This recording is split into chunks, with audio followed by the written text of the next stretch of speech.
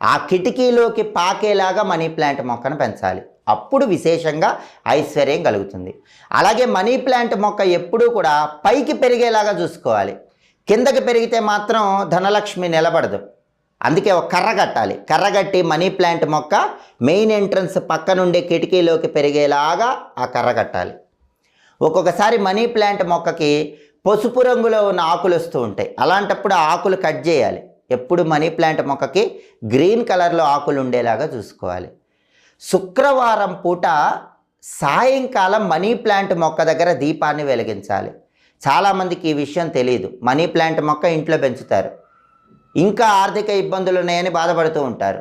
Money plant మొక్క ఇంట్లో పెంచడం మాత్రమే కాదండి, శుక్రవారం సాయంకాలం పూట మనీ ప్లాంట్ మొక్క దగ్గర దీపం పెట్టాలి.